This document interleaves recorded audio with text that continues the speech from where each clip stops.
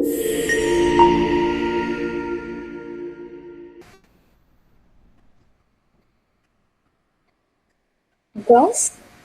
Yep, this feels completely bizarre. Watching or hearing someone eating a rigid plastic card? But the terrifying truth is, on a microscopic level, you and I consume this exact amount of the plastic every single month without even realizing it. Welcome to Let's Talk Climate by EHCO Plastic Free July series. I am Amna Ahmed and today I will be your anchor. I'm Fatima, your plastic detective, and today we are opening the case file of something that's hiding in plain sight plastic. Not just the bags we throw away, but the plastic we touch, we wear, eat around, and sometimes even unknowingly consume every single day. Today we are peeling back the layers of this plastic era, exposing the hidden plastic in our daily lives that an average Pakistani completely misses. So, Noor, we have been hearing a lot about Plastic Free July lately, but where this movement actually came from, and how on the earth did we get trapped in this plastic era first place? What the history says on it. Well, Amna, Plastic Free July didn't start as a global trend or social media challenge. It began in Australia in 2011 as a simple idea that was what if people tried refusing single use plastics for just 1 month?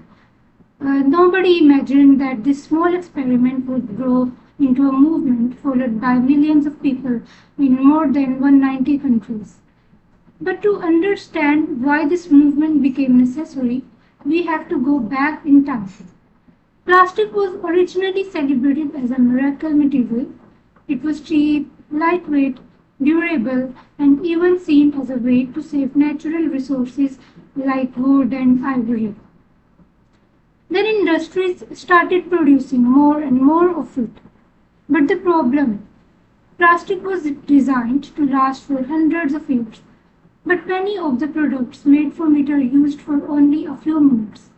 And that's how we entered what many scientists now call the plastic age, an age where plastic is so deeply woven into our lives that it's almost invisible.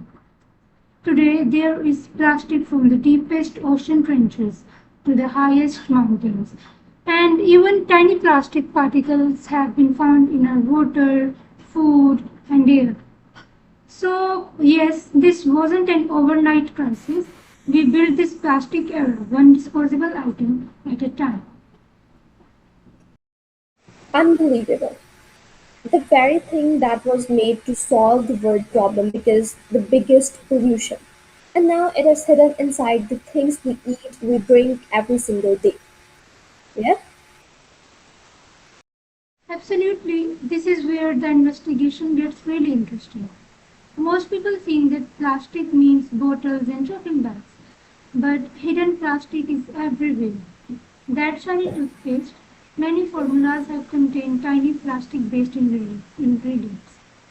Your non-stick frying pan, its coating is made from synthetic chemicals, often referred to as forever chemicals.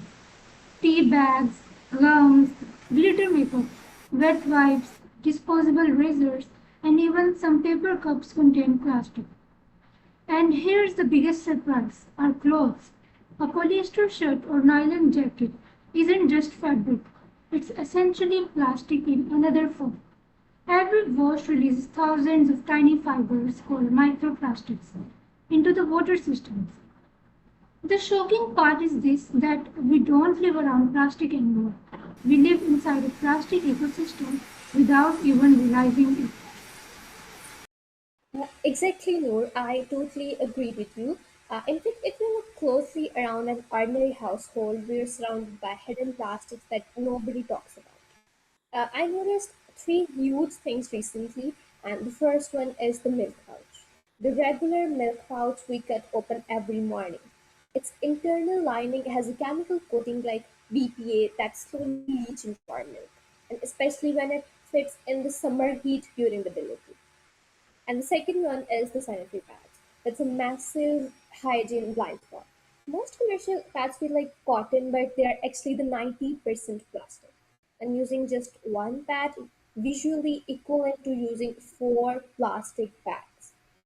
And the third one is the hot water pipe.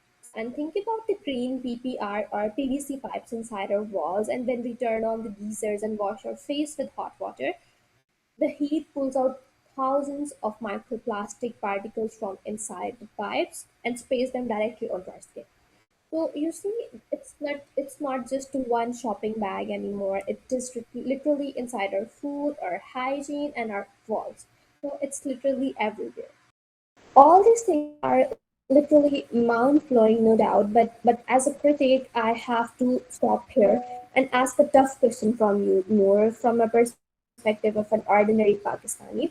Like it's very easy for us to sit in a studio and say boycott plastic and say no to plastic. But when you look at local shops, an ordinary middle class person relies on a 10 rupee shampoo sachet or a 20 rupee packet of biscuits or syrup.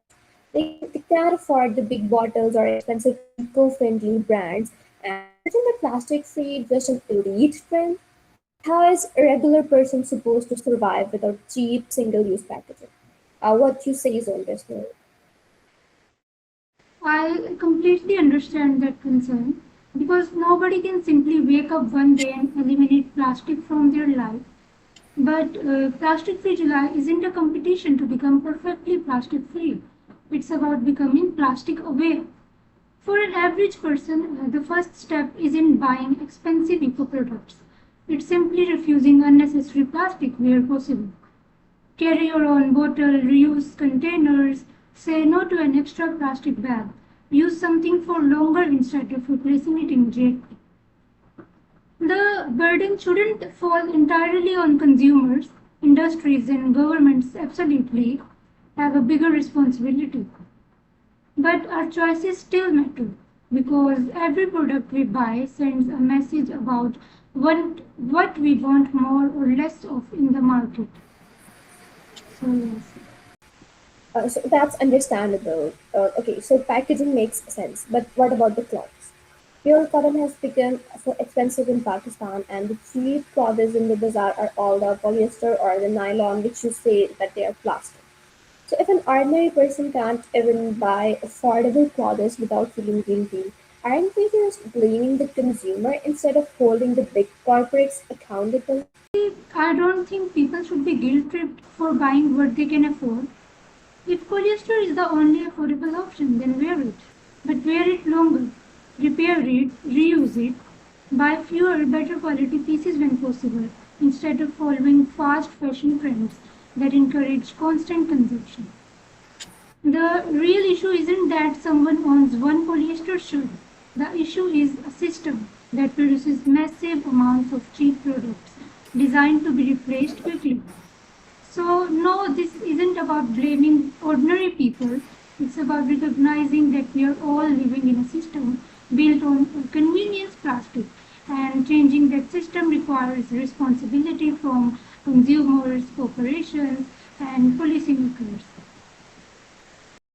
There are many debates on it. The questions are endless, but the reality is harsh. And this is that the one thing is very clear. That plastic isn't just a shopping bag anymore. It is our entire lifestyle. So, Noor, what's your final take on this? My final take is that the biggest mystery isn't why there is so much plastic around us. The real mystery is how we have made it so normal that we barely notice it anymore. Plastic isn't just in our bins, it's in our routines, our wardrobes, our kitchens, and our habits. And every great detective starts by noticing what everyone else overlooks. So, this plastic free July, don't try to be perfect. Just start paying attention. Because once you see hidden plastic, you can never unsee it.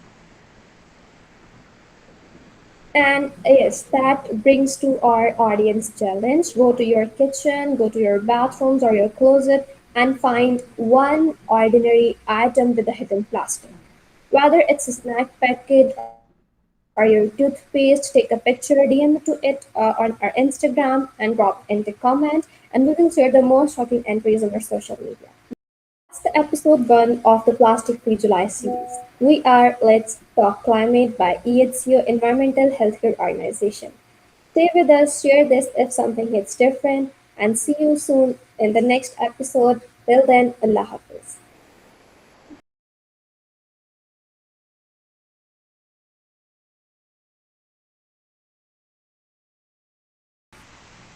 Amna, what are you doing? I'm just adding a bit salt to my meal. Salt? Do you know this salt has some plastic too?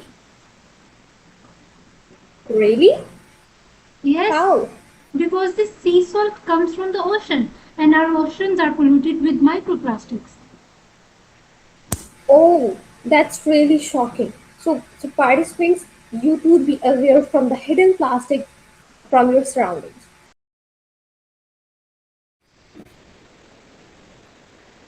यार मेरी acting नहीं निकल रही रुको Salt? Do you know this salt has plastic too? Really? Yes. फिर आगे fact बोल salt is plastic देखो ये सी सॉल्ट है ये टेबल सॉल्ट दूसरा वाला सॉल्ट है इसमें Okay, प्लास्टिक okay. नहीं होते काट फिर